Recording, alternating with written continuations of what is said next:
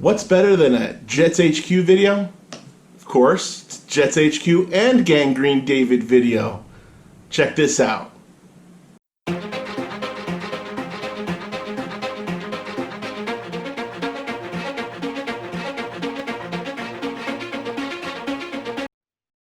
What's up, everybody? This is GangGreen David coming at you another video. Happy Thursday to every single one of you guys out there. Today is Thursday, August 22nd, and today I am joined by a special guest, another Jets YouTuber, Jets HQ, also known as Howie. How you doing, man?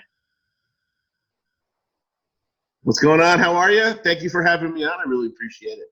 Well, first of all, it's awesome that I came across your channel and came across mine, and now we finally get to do this collab after a crazy offseason and a crazy preseason so far. And we're just about a few weeks away from the regular season. I'm so stoked, as much as you are and the rest of the Jet fan base, and I just cannot wait to see how this new era Jets football kicks off. Yeah, I haven't been this excited for a season in years. I mean, the way they've poured money onto the field this year, the players that they've picked up, I'm dying for opening day. Don't forget about the new uniforms and the new logo. And they do look good. New uniforms, new logo, new field, new era of Jets football. New players, new culture. Right. All equals a new era of New York Jets football. And I, for myself, cannot wait until that ball kicks off week one. I'm going to be in that stadium come week one, so it's going to be a wild one. It's going to be amazing. But without further ado, after a crazy offseason, we finally hit the preseason. We are now going on to week 3 as the New York Jets are about to take on the New Orleans Saints. We'll get to that a little later. But, however, we are now 2 weeks into the preseason where we're kind of getting a better identification of what we're seeing out of our team. We're getting a better identification with what kind of schemes Adam Gase is going to run, Gregg Williams is going to run, and we're also getting kind of an idea of our special teams as well.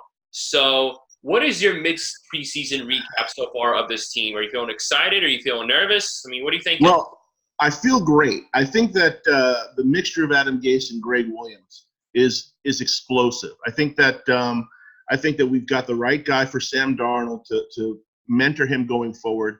I think that you can even see from just the first 2 games, even against vanilla defenses, the strides that Darnold is making. That is the most important number one thing for us.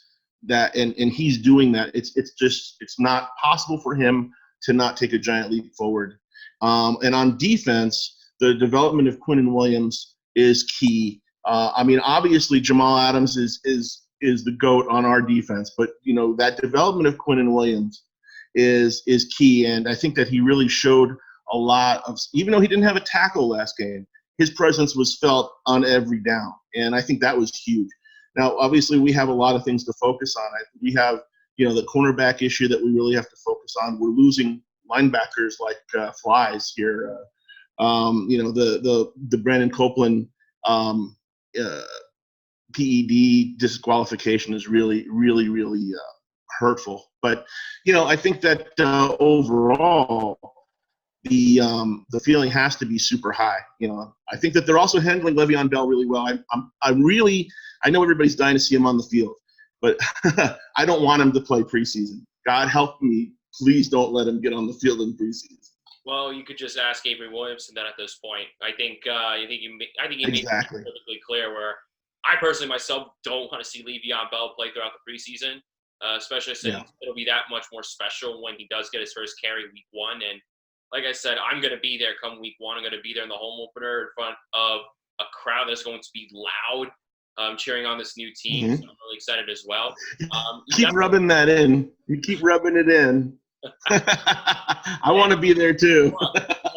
Just putting a plug out there, but I definitely do agree with the fact that now fans are starting to buy into Adam Gase, because we were concerned about him coming out of Miami, especially with the way he ran the locker room and kind of his attitude towards a lot of things. But now you kind of transition that into the Jets style point of view, where Adam Gase is now going from working with Ryan Tannehill and a whole bunch of other quarterbacks like Jay Cutler, Brock Osweiler, to now having his chance to develop a young quarterback. And that's why he came here in the first place. And the fact where you have Le'Veon Bell, who is going to be a flexible piece to this offense. And you also have Ty Montgomery, who just continues to prove how versatile he can be. The schemes that Adam Gase can run are almost endless. And you could even have Bilal Powell. You could put Bilal Powell in the mix as well, where you could create a scheme where you have 3 running backs in on the same play, where you have one will line up out wide and you have 2 for blitz pickups. So the schemes Adam Gase can run are endless, and that's going to help Sam Darnold utilize his options more efficiently, especially since he's still developing into that franchise quarterback that we want him to be, because we're all buying into Sam Darnold. Like, I loved him coming out of USC. I love the skill set he has as a quarterback. His pocket awareness and his pocket presence is phenomenal. And he just looks more sharp now, like with his throws, his mobility, and just his decision-making than he did last year. And now you're in Le'Veon Bell, who's already dying to get on the field with Sam Darnold. It's just going to be wild. And I'm really excited about that. In regards to the defense, you did mention Brandon Copeland getting suspended, which I never got to give my opinion on that. That's just another big blow, especially since we already have question marks at the outside linebacker spot. Overall, I'm pretty satisfied with the offense, the first team offense, especially the backup quarterbacks. Other than Davis Webb, I think they've been efficient. He's gone. He's gone. Yeah, I think he's done. But I think on the defensive side of the ball, granted the schemes are a little more vanilla, but cornerback depth, and we're losing linebackers like flies. We already lost Avery Williams now for the year, and now Brandon Copeland is suspended for 4 games, and our outside linebacker room is already questionable. So who's your next man up behind Jordan Jenkins? Do you have Jakai? Well, it's a good question. I mean, I think that first of all, sorry, go ahead. Or if you're Gregg Williams, do you actually start going back to 4-3 schemes, or do you see the Jets starting to run more 4-3 schemes than 3-4? Because 3-4 was their base, but now it could open up an opportunity for Gregg Williams to utilize that defensive line and run more 4-3 schemes like he's most efficient with. Right. Well, that's what I was going to say, is that since he was running the 3-4 because he wanted to have Avery Williamson and C.J. Mosley on the field, and those are both middle linebackers. So now that he's lost that key component in Avery Williamson, he very likely will go back to the 4-3, because now who are your best up front men? You want to get Nathan Shepard on the field. You want to get Steve McClendon on the field, along with Quinnen Williams, and Leonard Williams. So now you spread back out up front. What's that? And Henry Anderson, of course, right. So now you've got your outside guys. You get to give Ja'Kai Polite a lot of opportunities to rush the quarterback. Frankie Louvu has been playing really, really well in preseason. You've been at the preseason games. I mean, Louvu has been really shown up. I think that your inside linebackers. I think that Blake Cashman's going to get a lot of opportunity to play now. I think he's going to get some reps with the second team and the first team in preseason and see what he can do. I think Neville Hewitt obviously is going to step in for Avery Williamson, but I don't know if you want to keep a 3-4 scheme just to keep the spot open for an entire season with Neville Hewitt. So, but I mean, we have some guys there that'll get on the field and play and really, really provide what we need. Obviously, it's just they're not. None of them are going to live up to be Avery Williamson. So, I would like to see that 4-man front, on defense, and let C.J. Mosley just be the Mike Singletary and let him just roam the whole middle. Yeah, and that's actually, believe it or not, where now it goes back to where the spotlight falls on Gregg Williams, because I mentioned in previous videos where you lose certain guys, but at the end of the day, they're playing under defensive coordinator like Gregg Williams, who, believe it or not, is considered one of the best in the league. So now you're thinking, how exactly is Avery Williamson going to adjust his scheme set? And I think the best way to do it is to actually run a lot more 4-3 schemes, or possibly make the 4-3 your base defense. Because when we first brought in Gregg Williams, a lot of people were talking about how a lot of teams were used to playing the 3-4. Not a lot of teams. A lot of players on the Jets were used to playing a 3-4 because they played under Casey Rogers, and Casey Rogers was a 3-4 guy. So now you have a defensive coordinator like Gregg Williams, who's most efficient running a 4-3. And the debate was, should Gregg Williams run a 4-3 or should he run a 3-4? And the word was that he was going to run a 3-4 base, maybe mix in with some 4-3 schemes. But at the end of the day, what Gregg Williams' objective is as defensive coordinator is to put players in position to make the play as efficiently as possible. And now when you have the defensive line, which pretty much now, to be honest, I think is going to be one of the more underrated lines in the league, where you have Quinn Williams, you have Leonard Williams, you have Steve McClendon, and you have Henry Anderson, all guys that provide very unique attributes as defensive linemen.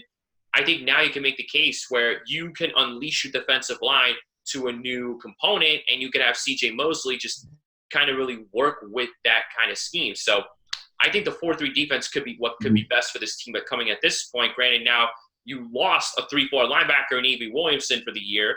And are you confident Neville Hewitt to step up? Are you confident Blake Cashman to step up and you continue running the 3-4, or do you go back to running the 4-3 scheme? So that's pretty much my preseason recap so far. I definitely think agree. Flashed. And in regards to the defense, I think now it's going to come down to Gregg Williams to see how he's going to scheme up in regards to his injuries. Right. Well, let me just to make one comment. Hold on a second. My video is going crazy here. Just to make one comment, because I didn't get to kind of the offensive side. So, I mean, the defensive side is a little bit we're concerned because of our cornerbacks and our secondary. Right. But like you were saying on offense, our offense is just smoking along. But what you were talking about, putting 2-back sets in, especially when you have Le'Veon Bell who could swing out wide. Could you imagine the offensive production that we're going to get from Le'Veon Bell, who's going to be out there covered by a flat linebacker? I mean, he's going to toast these people. I hope they have good safeties, because he'll be taking down the middle. If you cross, you put these sets where you swing Crowder across and clear out the middle, and all you have is a one-on-one linebacker with Le'Veon Bell. Goodbye. I mean, we're going to score 45 points a game. Wow. I mean, you know, people are talking about Le'Veon Bell putting up 13 to 15 yards rushing, 13 to 1,500 yards rushing, and maybe, you know, putting up 10 to 13 touchdowns. And I say, yeah, that part is almost a given. I want to see him put up 750 yards and 5 touchdowns receiving. Oh my God. That's what I want to see. It just comes down to it. The options for Adam Gase are going to be pointless, especially since you also have Ty Montgomery, who's just showing how versatile he's going to get. I mean, yeah, it looks fantastic. Like, believe it or not, like, I think, to be honest, like, I feel more optimistic in our offense than I did going into the beginning of the offseason, because, like, you also look at the offensive line. Believe it or not, David playing pretty solid as well. Like, especially since Khalil is back at practice, and I think he's going to be ready by week 1.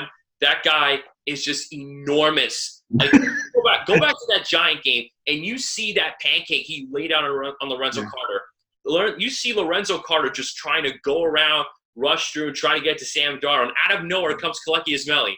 Boom! Flatten his ass, yeah. Right there. I don't think I've ever seen a Jet offensive lineman do that my entire years of watching the New York Jets. I have never, ever seen an offensive lineman as big as he is, the locker room presence that he brings, right. And the fact that he's a former Pro Bowler. He was one of the best linemen with the Raiders in 2016 before, of course, he had an injury-riddled 2017 year, 18 year, but now you're coming into a situation where this guy's going to make your offensive line significantly better. You also have Khalil, who's going to make it on Saturday, which we'll talk about in a second. You also have Brian Winters, also dealing with a shoulder injury, but I think he's a very underrated right guard with a pretty solid zone blocking scheme. And I think that he comes back and he looks like all signs are pointing to come back by week 1. Okay. And then, believe it or not, Chuma Edoga came into that Falcon game for Brandon Shell after he tweaked his knee during warmups, I believe. I don't think the injury's that serious, but he was going up against an established pass rusher in Vic Beasley. And he, and other than giving up 1 sack to him, he was actually pretty solid. I mean, what do you think about Chuma Edoga? Of all the players that I'm hoping develop on this team from the last draft, it's Chuma Edoga. I am not a Shell fan, and if we can get this kid to where he can play consistently like he's showing that he can, I'm thrilled. I just, I wanted an offensive lineman. He was not the one that I was hoping that we would draft. Yeah, but we've got him, and I want him developed. I want all, it's like a lot of people said in a couple of the videos that I talked about that I wanted these guys to fail, and I don't. I just wanted different players drafted. Like we all have, who we would have chosen, and that's fine, you know. But of anybody who we picked this last round, if I could choose one person to pan out, it's Edoga, because we need that offensive line solidified on the right. I mean, our left is looking pretty good, you know. I mean, like you said, Assembly looks great. Beecham is Beecham. He's plenty good. And Khalil is going to be beautiful at center. So, you know, with Winters and Shell on the right side, yeah, if Edoga can come in and supplant Shell, I would be thrilled, absolutely thrilled.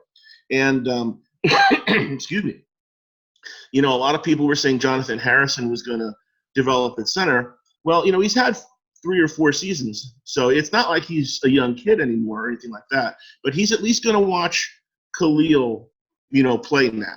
And he might, you know, pick up a few things, because Khalil, you know, I mean, let's all be honest, he came out of retirement for this season. You know, he's not going to be with us next season, so we're going to still have that spot to focus on. So hopefully, you know, he'll help Harrison either develop, or we'll know we need to fill that hole for next year. Well, you definitely brought up Ryan Khalil not being with us next year. I think this is definitely a great bridge gap for Joe Douglas.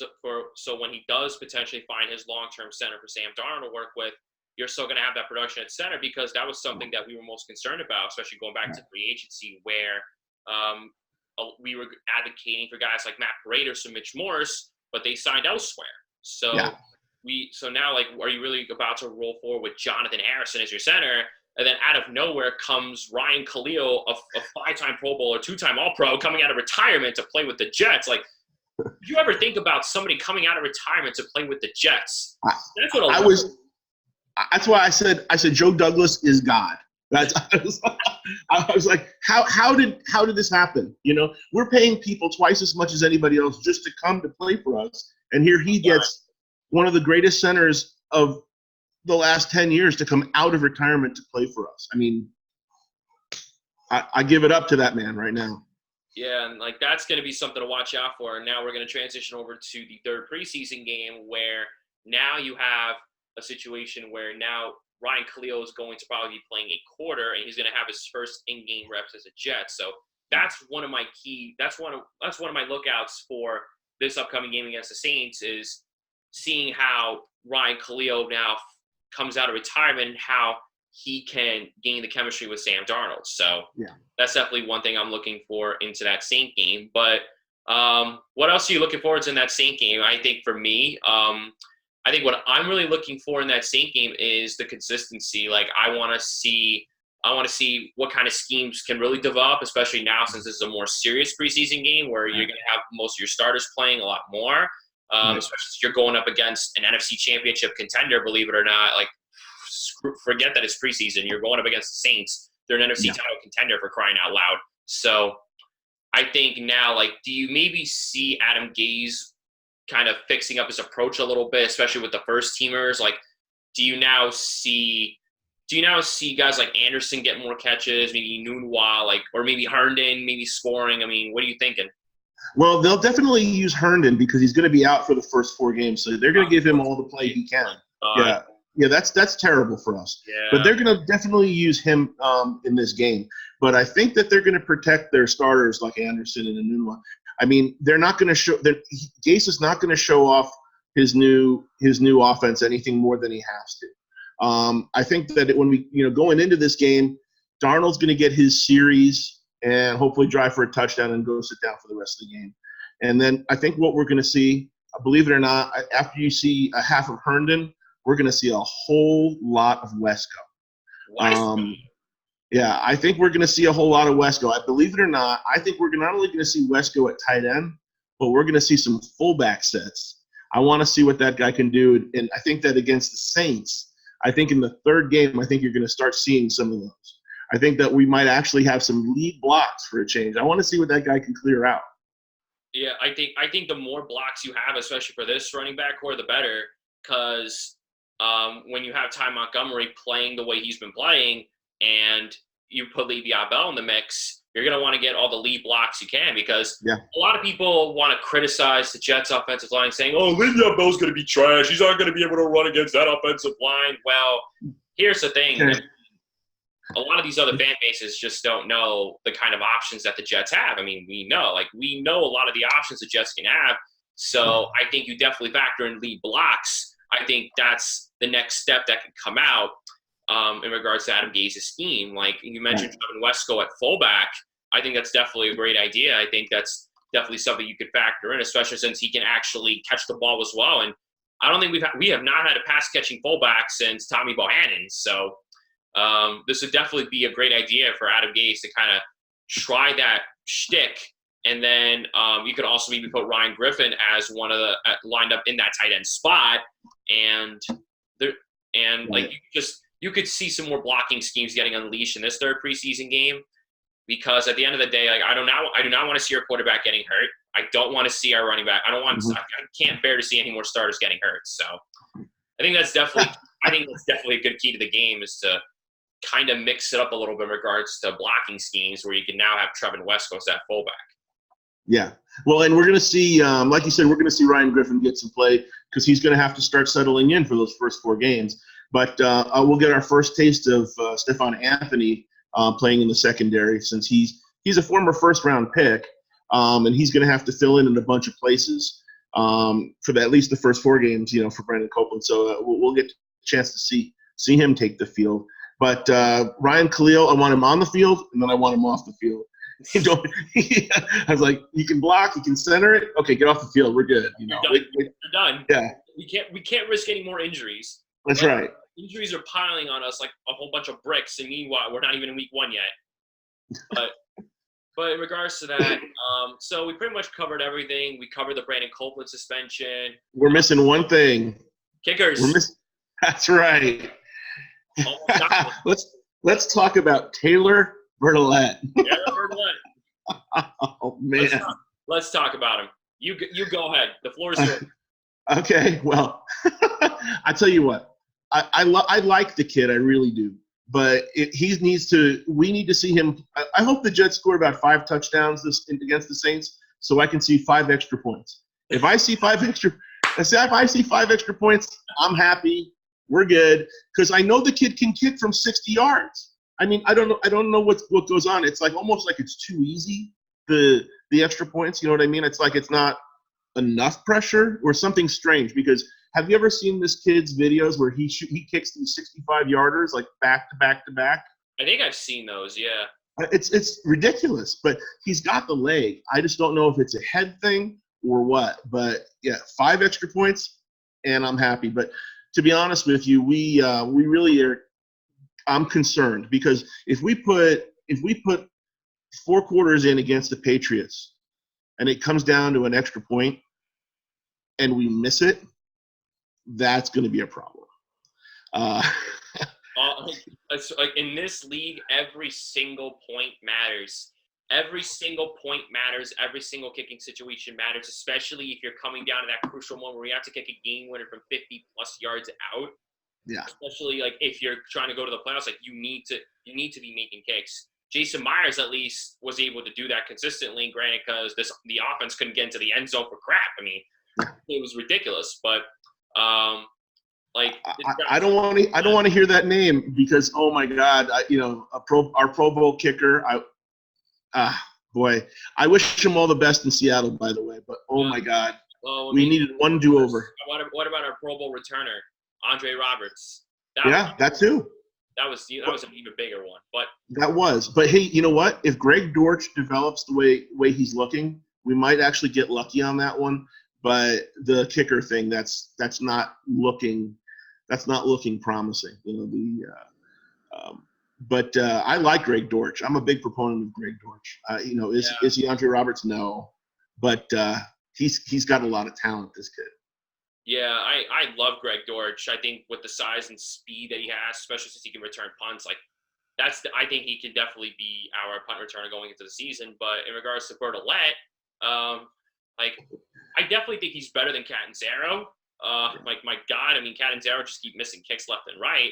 But I think in regards to Bertolet, I mean, he's a young guy and honestly played with the team last year. But at the end of the day, like, how hard is it to bring in some competition at the kicker spot? I mean, it's not that difficult. I mean, kickers come extremely cheap anyway. So Yeah. I think like what Jets fans are barking for is competition at the kicker spot, and they're absolutely right. Like I agree. like I agree. especially like you can have one kicker be the kickoff specialist, and you just have another field goal kicker. That's where Matt Bryan could come in. So you bring in a guy like Matt Bryan, you bring in a guy like Dan Bailey, anybody with veteran experience, and to really kind of compete / mentor this young guy. Well, I can't believe that Matt Bryan isn't in camp already, to be honest. Yeah, with you. me neither. I can't believe that. But to be honest, I think that all the guys that Joe Douglas was interested in are all signed by the Bears. Yeah, unfortunately. But my final question is, do you now see from the reports are coming out saying that it looks like by the time cuts come along, Joe Douglas could be making his big moves. Do you see that happening? Sure. I think that there's a ton of big moves to be made. I mean, there's going to be cornerbacks that are surprise cuts. We know that's going to happen. The old question is, why are they getting cut? Are they getting cut because they physically can't compete, or are they getting cut because these are monetary decisions? And I think if he focuses on the ones that might end up being monetary cuts because they had an injury somewhere else where they had to pay somebody to fill in another spot, things like that happen, we can pounce all over that. I think that situations like holdouts like Trent Williams, I think those things might start bubbling to a head come towards the end of the last preseason game. Right. And I think that you might see an offensive line move even. But I think we're going to focus on secondary, obviously with the injuries and the drug suspension and just the mere thinness of our cornerback depth. But yeah, there's absolutely going to be. I will make a statement. I will say we will definitely make at least one more big move before game one. Honestly, I think I could tend to agree, and I think that big move could come at the corner spot, especially since all the rumors come out that Tremaine Johnson could be back by week 1. I still think we need a corner regardless, especially since I've said this numerous times. Do you really want to have Darryl Roberts and Brian Poole covering Odell Beckham and Jarvis Landry? That's just no way. I mean, if that's the case, then dude, I'm just gonna go into that game saying oh my God, Odell Beckham's gonna have 300 yards on this defense. It's just we need corners, man. And I think that's definitely the big move that Joe Douglas should make if it comes to that point where even if Tremaine Johnson comes back by week 1, which I'm begging him to come back by week 1 anyway. The corner depth chart just looks really thin. They're playing risk ball with it, so it's just we are walking a high wire without a net. There's no question about that. We're walking the high wire with one leg hanging off the wire. I mean that's how thin we are at cornerback. So there's no question. Well, that is true, but only time will tell. I mean, I think a big move will come. And I think the excitement will come right back before I know it, especially 1 week before the regular season. So anyway, guys, that is going to do it for this video. If you enjoyed this mid-season preseason recap as well as this Jets Sync preview, leave a like on this video. If you enjoyed seeing Jets HQ on the channel, please leave a like on this video. Leave a comment in the comment section what you guys think about the preseason so far, what you guys think about the game going forward, and what you guys think about potential moves going forward, as well as the kicker situation. Brandon Copeland getting suspended. What do you guys think? Leave your comment down in the comment section below, and make sure you subscribe to Jets HQ, an underrated New York Jets YouTuber. I think he's about at 700 subs right now. Let's get him up there. He definitely is very insightful and knows what he's talking about. So definitely subscribe to him, and it's going to be a fun season, man. You're the best, Dave. Thank you so much for having me on. I really appreciate it. Well, absolutely. Thanks for watching, guys. Like I said, comment, like, subscribe, share, and sub up Mr. Jets HQ himself. Peace out, guys, and go Jets.